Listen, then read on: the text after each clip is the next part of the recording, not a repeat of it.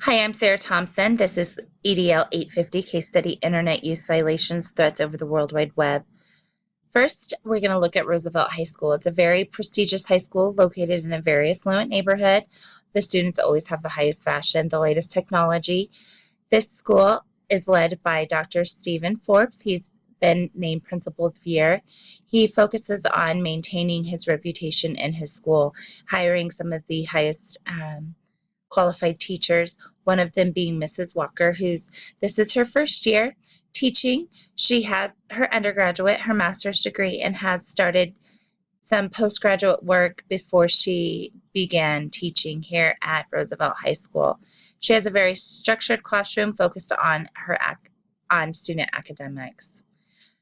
The very first thing that we're going to look at is the problem identification and analysis. What do I know? I know that the parents are concerned with their students getting low grades. They're concerned with the way that Ms. Walker has her classroom set up, that they're at risk of lowering their GPA, therefore causing them to not become valedictorian or, just not being able to get all the coursework done that they have been assigned, therefore causing issues later with the grades, the grade point averages. Dr. Forbes has given some suggestions to Ms. Walker about changing some of the interactions with her students, trying to help reduce some of the stress.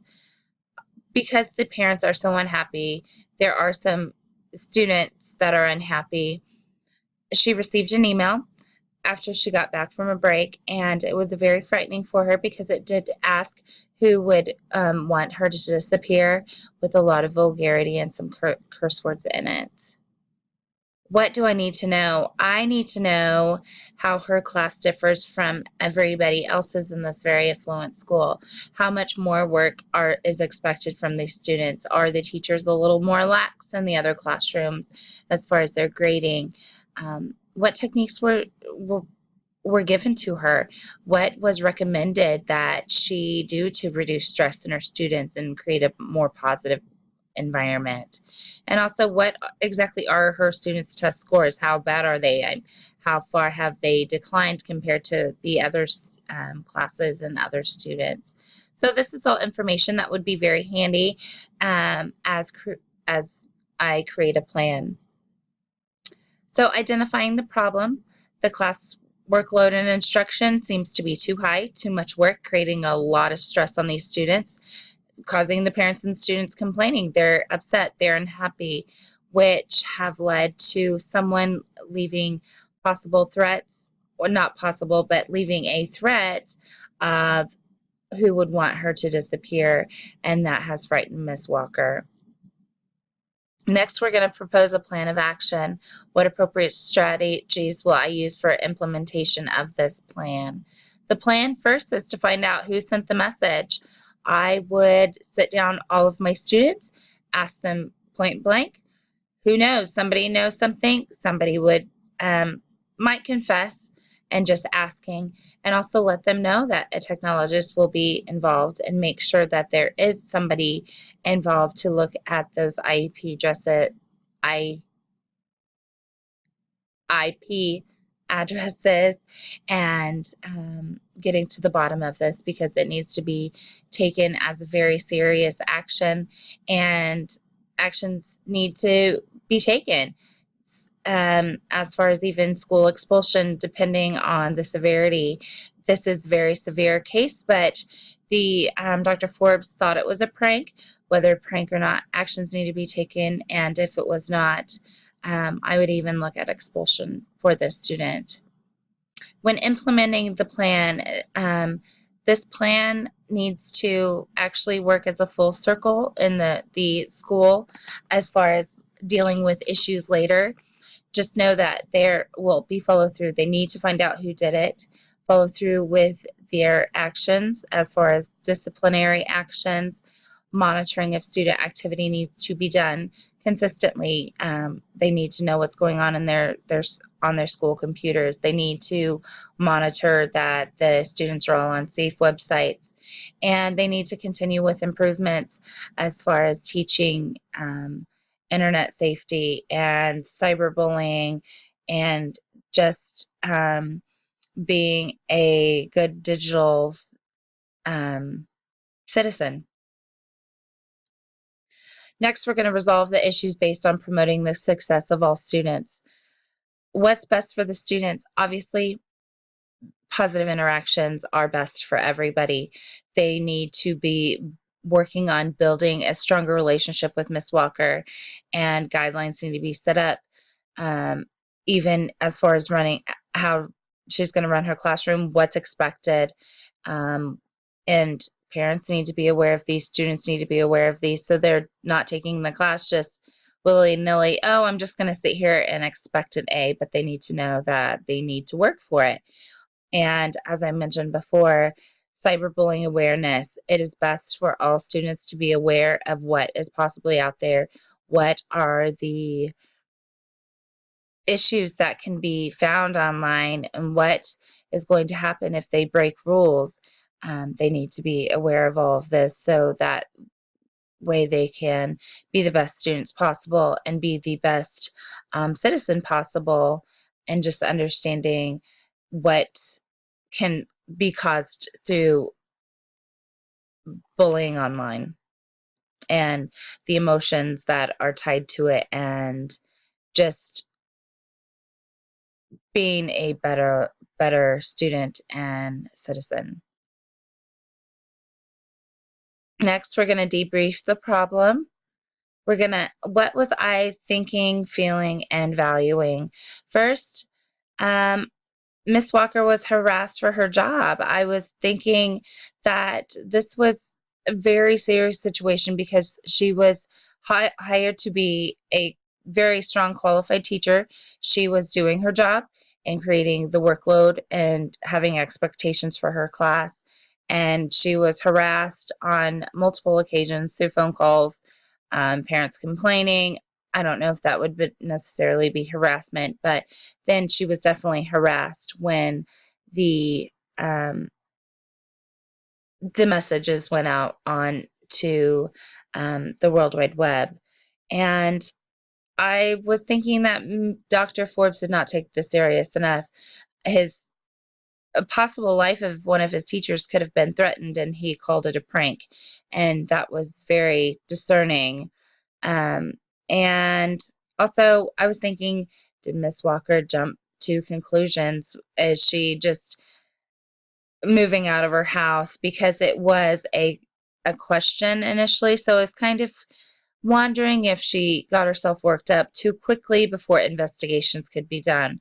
Um, I was feeling very angry at first. I was very angry that the parents would call and complain when they are in an affluent neighborhood. They want the best for their kids. They have the money to pay for the best for their kids.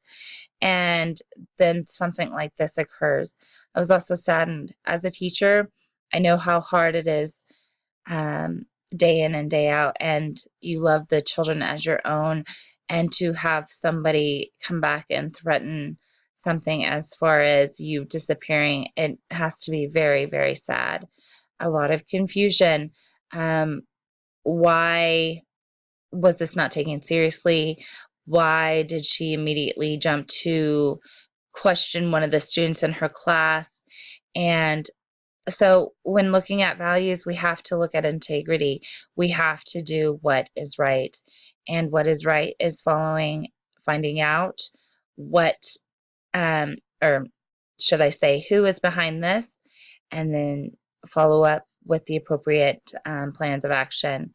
And a whole realm of respect needs to be taught between staff and teachers, teachers and students, teachers and parents. It just needs to be a whole cycle of respect for each other. And she also needs to have respect for her students.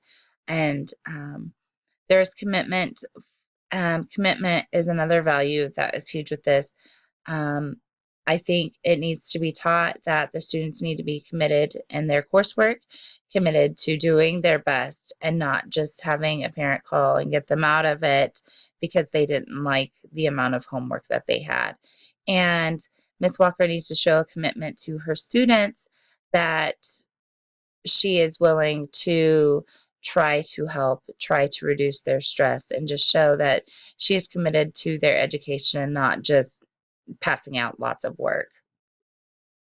But issues are still unresolved or open to further investigation. The issue with the principal's response really is open to further investigation as far as my feelings are concerned. I feel that he did not respond appropriately.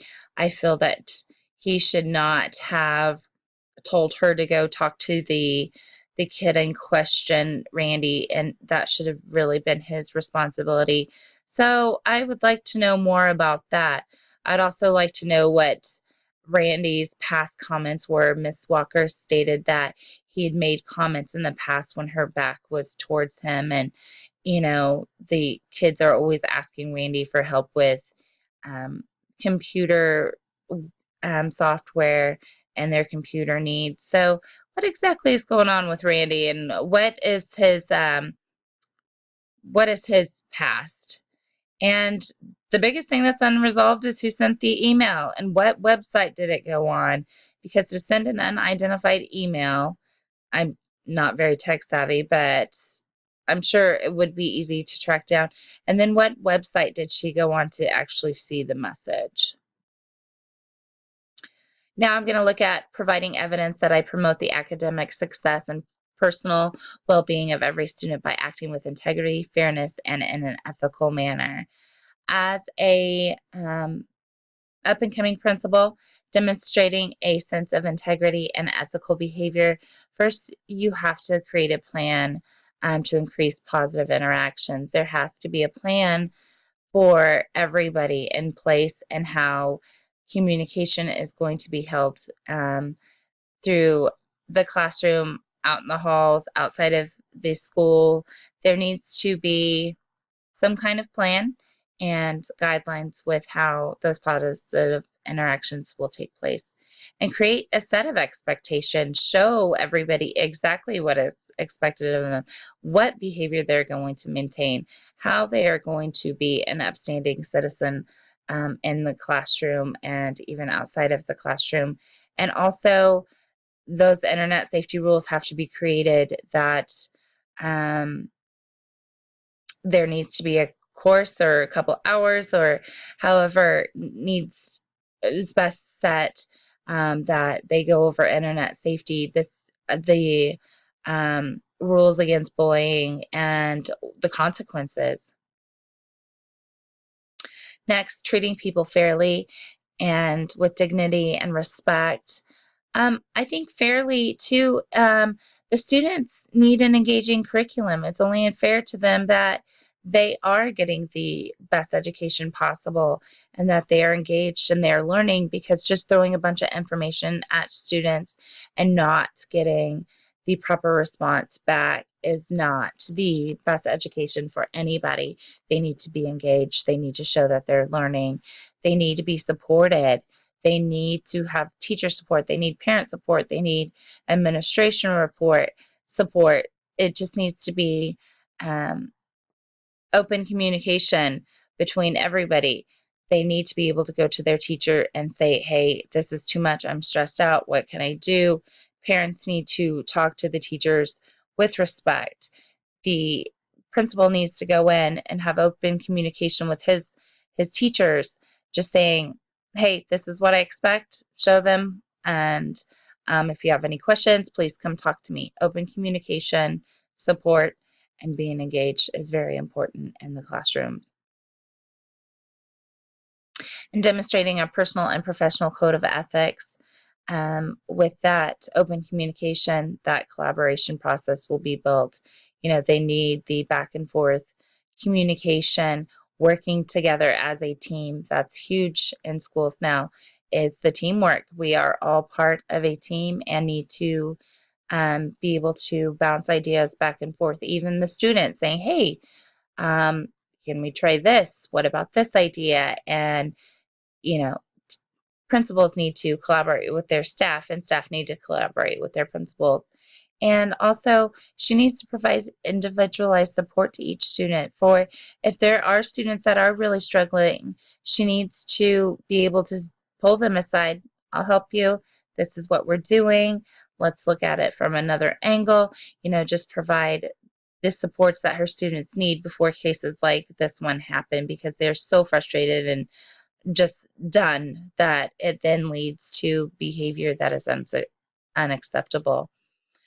Parent-teacher communication is another professional code of ethics that must be there. Parents and teachers have to be able to communicate. They have to be able to talk about concerns without people getting upset. They have to be able to share ideas. So this is a big cycle that everybody needs to work on in the classrooms, and just grow together. So thank you. Have a great evening.